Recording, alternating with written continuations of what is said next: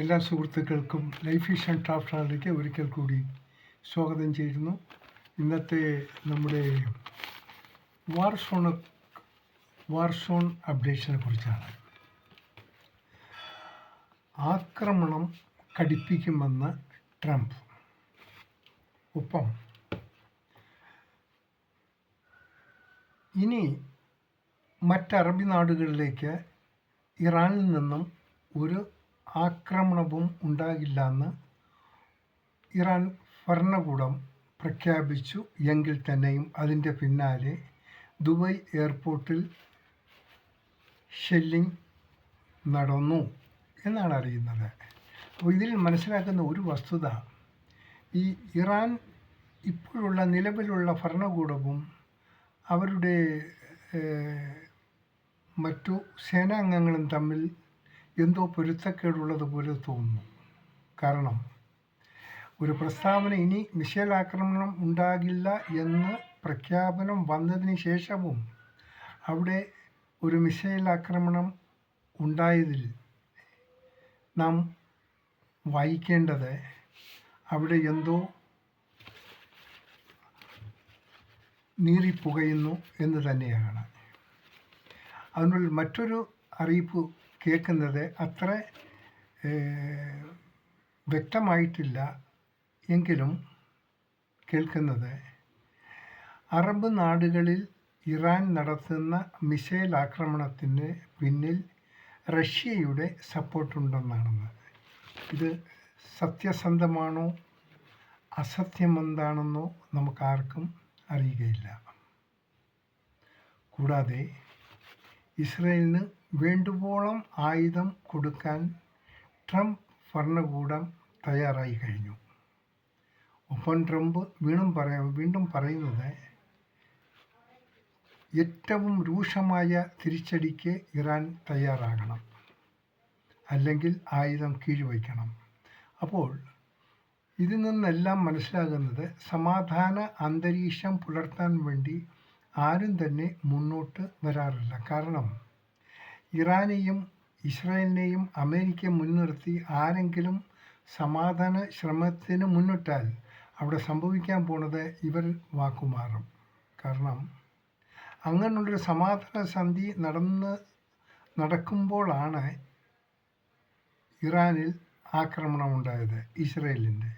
അപ്പോൾ അത് ഇവരുടെ കാര്യങ്ങളിലൊന്നും നമുക്കത്ര വിശ്വസ്തത പുലർത്താൻ സാധിക്കില്ല.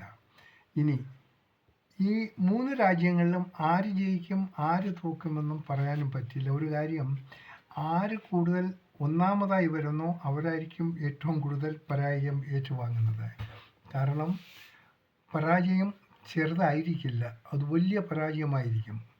അതിൻ്റെ സംഭവിക്കുന്നത് കുറച്ചായിരങ്ങളുടെ ജീവൻ നഷ്ടപ്പെടും. അതുമില്ലാതെ ഇനി ആ രാജ്യം ഒന്ന് റീബിൽഡ് ചെയ്തെടുക്കാൻ വേണ്ടി തന്നെ കോടാനുകോടികൾ ചിലവാക്കേണ്ടി വരും.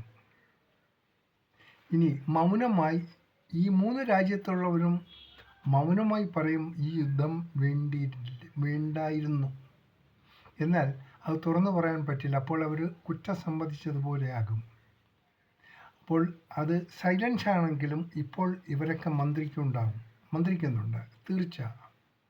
സോ നമുക്ക് സമാധാനം ആഗ്രഹിക്കുന്നു.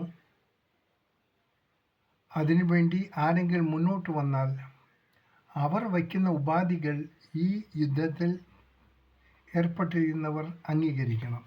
അതത്ര എളുപ്പമില്ല. കാരണം ട്രംപ് എന്ന ഭ്രാന്തൻ അതൊരു മുഴുവട്ടാണ്. ഓരോ സമയത്തും ഓരോന്നും മാറി പറഞ്ഞുകൊണ്ടിരിക്കുകയാണ്. അതിനുശേഷം നമ്മുടെ പ്രതിപക്ഷ നേതൃത്വത്തിൽ നിന്നുള്ള ഒരു ആരോപണം, ഇറാൻ കപ്പലിനെ നമ്മൾ സപ്പോർട്ട് ചെയ്തെന്തിനാണ്? അതൊരു ധാർമ്മികതയാണ്. ഒരു അപകടത്തിൽപ്പെട്ട് കഴിഞ്ഞാൽ അവിടെ യുദ്ധമോ മറ്റെന്തായിക്കോട്ടെ, അപകടത്തിൽപ്പെട്ടാൽ ഏതൊരു മനുഷ്യനും ഒരു ഹ്യൂമാനിറ്റി സെൻസ് വെച്ച് നമ്മൾ സപ്പോർട്ട് ചെയ്യണം. ഇപ്പോൾ കൊച്ചിയിൽ ഒരു യുദ്ധക്കപ്പലുണ്ട്, അവർക്കെന്തോ ബുദ്ധിമുട്ട് അനുഭവിച്ചു, അവരിവിടെ ബങ്കറിങ് ചെയ്യാൻ സാധിച്ചു, അവർ ഹാർബർ ചെയ്യണമെന്ന് പറഞ്ഞ് ആങ്കർ ചെയ്യണമെന്ന് പറഞ്ഞു. അത് ഗവൺമെൻറ്, നമ്മുടെ ഇന്ത്യ ഗവൺമെൻറ് അത് അനുഭാവപൂർവ്വം പരിഗണിക്കും. അവരിപ്പോൾ ആ ഷിപ്പ് ഇവിടെ ആങ്കറിങ്ങിലാണ്. അതിനാരും ഒരു മോശമായ രീതിയിൽ കാണേണ്ട കാര്യമില്ല. കാരണം അതൊരു ലോകനീതിയാണ്. അതിന് ഭരണപക്ഷത്തെ താറടിക്കുന്നതിൽ ഒരർത്ഥവുമില്ല.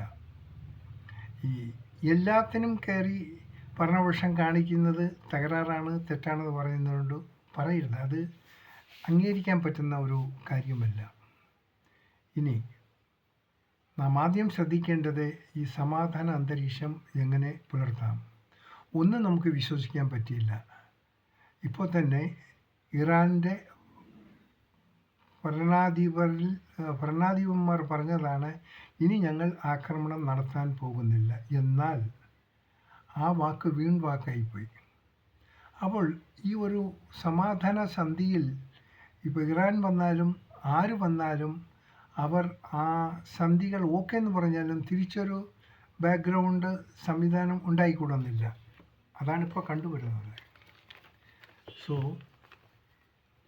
നമുക്ക് ഏത് പുലരിയിലാണ് ഈ സന്തോഷം, ഈ സമാധാനം ഉണ്ടാകുക എന്നുള്ളത് ഇപ്പോഴത്തെ സാഹചര്യം അനുസരിച്ച് തീർത്ത് പറയാൻ ഒരു രീതിയിലും സാധിക്കില്ല.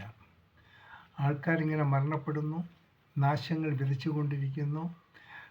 കൂടുതൽ യുദ്ധം ഇരട്ടിപ്പിക്കാനും യുദ്ധത്തിൻ്റെ തോത് വർദ്ധിപ്പിക്കാനും അതിൻ്റെ ശക്തി വർദ്ധിപ്പിക്കാനും എല്ലാവരും ഒരേപോലെ നിൽക്കുന്നു. അത് അമേരിക്ക ആയിരുന്നാലും ഇറാനായിരുന്നാലും ഇസ്രയേലായിരുന്നാലും.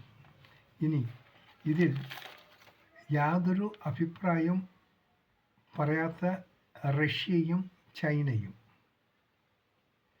അവർക്കും അവരുടേതായ നിലപാടുകൾ കാണും. അതും വളരെ വൈകാതെ തന്നെ നമുക്കറിയാനും സാധിക്കും. നമ്മുടെ ഇന്ത്യ ഗവൺമെൻറ്റിൻ്റെ പോളിസികൾ അനുസരിച്ച് എന്ത് തീരുമാനമാണ് എടുക്കുന്നത് എന്നറിയില്ല. കഴിവതും ഇരയ്ക്കും മുള്ളിനും കേടില്ലാത്ത രീതിയിലുള്ളൊരു തീരുമാനങ്ങൾ എടുക്കുന്നതായിരിക്കും ഉചിതം. നമുക്കാരെയും സപ്പോർട്ട് ചെയ്യേണ്ട, ആരെയും നശിപ്പിക്കാനും സപ്പോർട്ട് ചെയ്യേണ്ട, ആരെയും മറ്റൊരു ബുദ്ധിമുട്ടിൽ പെടുത്താനും നമ്മൾ സപ്പോർട്ട് ചെയ്യേണ്ടതാണ്. നമുക്ക് നമ്മുടേതായ ഒരുപാട് ഇൻറ്റേർണൽ പ്രോബ്ലംസ് ഉണ്ട്, അത് നമ്മൾ നോക്കണം. ഒപ്പം അഫ്കോഴ്സ് സമാധാനവും നമുക്ക് ആവശ്യമാണ്. ലോകത്തിന് സമാധാനവും നീതിയും ഒക്കെ ഉറപ്പാക്കണം. അതിന് നമ്മൾ ബുദ്ധിമുട്ടില്ലാത്ത രീതിയിൽ ചെയ്യാൻ പറ്റുന്നതൊക്കെ ചെയ്യുക. കാണാം വീണ്ടും മറ്റൊരു വീഡിയോയിലൂടെ.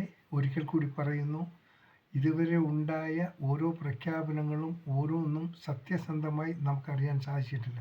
കാരണം ഈ മുഖത്ത് നിന്ന് കിട്ടുന്ന ന്യൂസ്, വാർത്തകൾ അപ്പാടെ നമുക്ക് വിശ്വസിക്കാൻ പറ്റില്ല.